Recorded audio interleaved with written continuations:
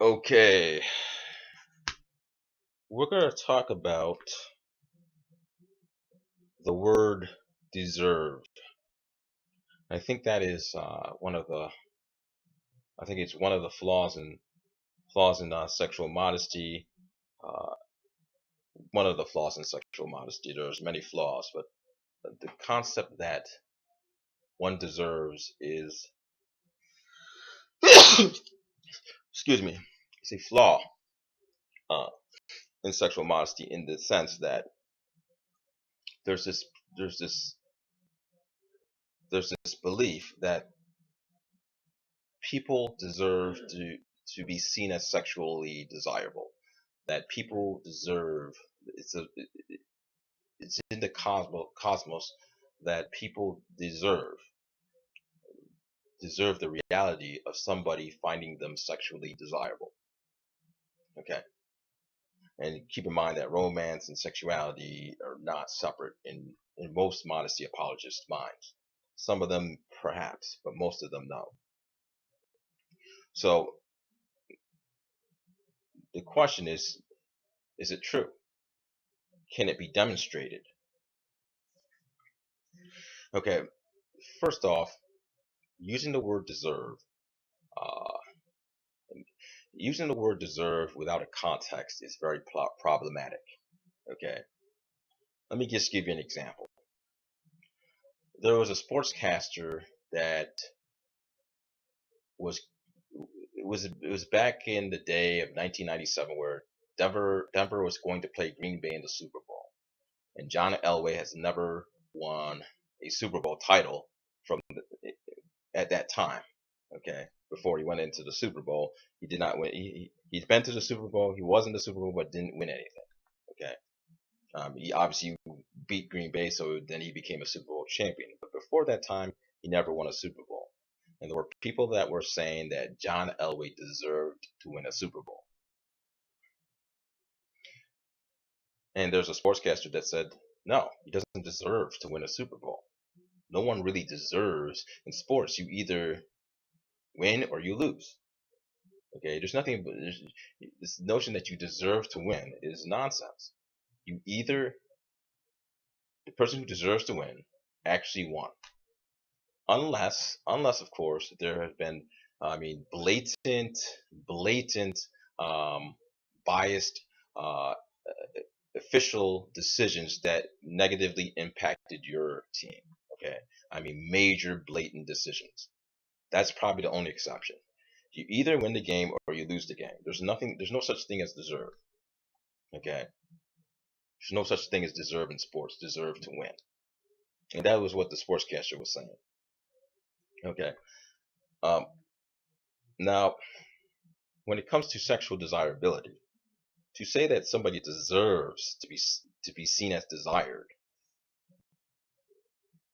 is to implicitly say that somebody in the cos in this on this earth, or some people on this earth, are obligated to find you desirable.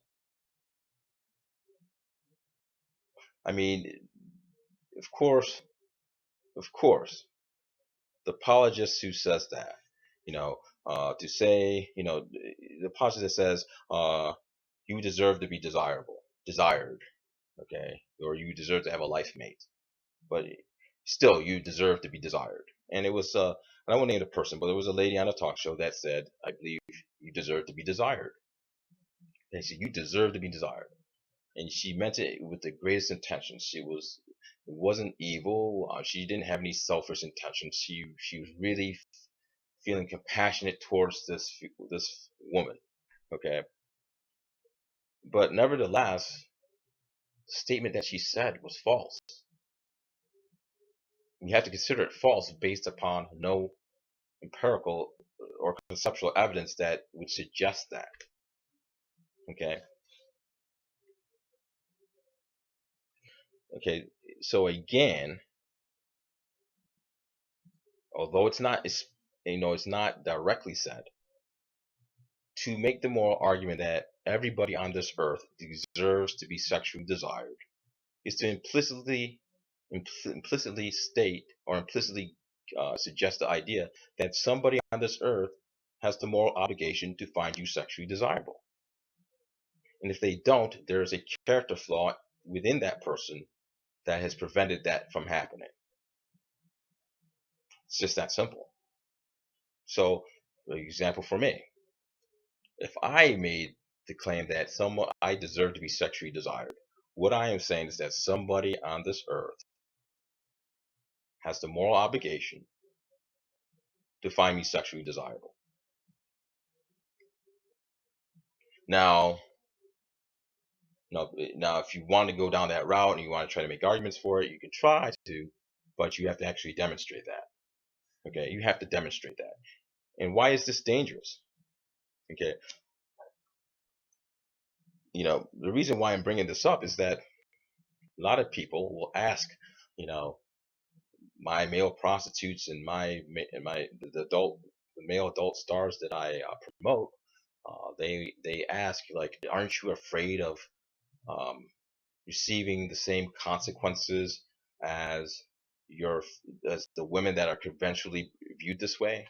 I mean, if you're viewed as a sex object or a sexual symbol, and and you're in, and this is greatly based upon youth and quote unquote beauty, aren't you afraid that when you grow old that you will feel used, that when you're 90 years old and nobody doesn't find you desirable, or your fans don't find you desirable, based upon this quote unquote superficial characteristic of physicality? Don't you feel used? Don't you feel cheated? The question and the answer to that is absolutely not. Why would we feel cheated? Okay. Um, and the reason why we don't feel that way is because we operate under the assumption that we don't deserve to be desired. If we are desired, great. But it's nothing that we deserve. It's not an inherent birthright. Okay. If we are desired, I don't care if you're male or female, you are lucky. Okay. That's fortune. There's nothing really, you can't really say that you by yourself was the ultimate reason, or you're the sole purpose of why you are considered sexually desirable. Okay. You cannot say that. You don't have magical powers. Okay. So if you're not the reason, ultimately fundamentally the reason, who are you to say that you deserve it? And that's just one part of the argument. Chaikin understands that when you grow old, most likely you're not going to be desired by your fans. You're going to probably retire from the industry. You're not going to be as famous. Just like a basketball player, just like somebody who sings love songs. Okay? Now it may be to a lesser degree, but a young, handsome male or female who sings love songs, when they grow up to be 90, most likely will not have their fan base. Or most likely they'll have a fan base, but they will remember them as performers in the past. Okay? That's just the way it is. I mean, why would we expect? Because here's the thing: the idealist says that it's because I want to be desired, or it's a good idea to be desired. Would it be great to have this magical power to be desired forever, until the day I die? That means I deserve it, and I also implicitly believe that it's a moral obligation of certain people on this earth to find me that way forever. Even in love, you can't say that. I mean, I know that's controversial, but even in romantic love, you cannot say that. Okay. Um, you know, for me specifically, if I don't, if my fame fades away based upon my age, that's the reality. Okay. That's just the ultimate reality of life in a capitalist culture. Okay. But this youth thing is prominent in everything. Okay. When you're a lead singer, like for example, I saw a lead singer from Loverboy. I was listening to him, and in my opinion, his voice was shot. He was completely gone. His voice was completely gone. It did not sound the same. It sounded, his voice was basically, how should I say it, old. Now there are some rock musicians that can maintain their voice in their 60s and maybe in their 70s. I mean, the Rolling Stones are an example of this. But you don't see in that domain that people find, you don't see singers say that I demand, I deserve, since I've been a great singer and I had a beautiful voice and I want people to find my voice desirable. Okay. You don't see them say that I morally demand people to have to continue this bond with me, in terms of being attracted to my music or my voice. You don't see that. You see that only in sexuality. You only see that in sexuality because it's so intertwined, because it's so manufactured in the moral system of benevolent love. Okay. I mean, there's no other act that is intertwined like that. Even sense of humor, even things like sense of humor, that's not intertwined.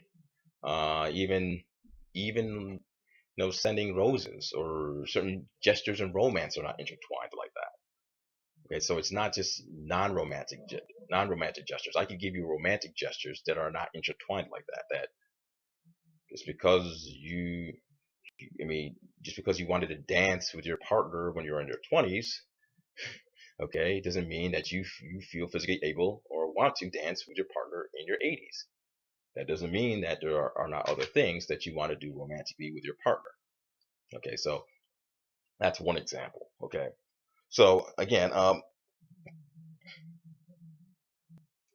there's nothing, you're not guaranteed desirability. Okay, now in saying that, I'm not going to sit there with an aging, male star and just be so rude and just flippant about the reality of this. You can have compassion for it, of course. You have compassion. I mean, obviously, if I go into my 80s, or I'm, growing into my 80s, and I'm not desired as much, or my image is not desired as much, of course, you may feel hurt. I mean, or feel some discomfort. I mean, it's no different than the person who's writing romantic love songs. That's a rock star that's been, that's had some type of connection with their fans and says that their love songs have changed them. Okay, and now they're in their 80s. They talk about that in the past tense. So they're going to talk about my sexual prime in my past tense. Proceed sexual prime. I may be attractive toward my mate. Okay, that doesn't. It's a subjective term. But even if it was an objective term, that's not horrible. Okay, so those things, we don't have problems with those things. I know that not just sexual people in sexual modesty, but even people who are not in sexual modesty, um, they do they would have more problems with that because it is sexuality is so compounded in their ego or their self-esteem to an extent. Okay, um, but the bottom line is when you start from the presupposition, or you start with the assumption that you're not owed anything, especially desirability from other people, you're more likely not to be resentful when other people desire other people, not you, based on other reasons, whether they're shallow or not, because it doesn't really matter. Okay, the shallow reason doesn't matter. If they reject you on a shallow reason, they don't find you sexually desirable based on a quote unquote shallow reason, it wouldn't matter. And the reason why it wouldn't matter is because you don't have the assumption that you deserve it in the first place. Okay, um, so again, no one deserves desirability. Now you might see my scene where I emotionally, sexually delude myself in an illusionary manner that some goddess, which I perceive in my brain, deserves it. Okay, it deserves to have men just do whatever they want them to do to her. Okay, um, that is an illusion. Okay, in reality, she doesn't deserve it, and it's hard for me to say it. You've seen me say it. Too many symbols of sex symbols people are considered sex symbols. Okay, so no one deserves desirability, and I think I've summed that argument up pretty well. So I'll leave you with that.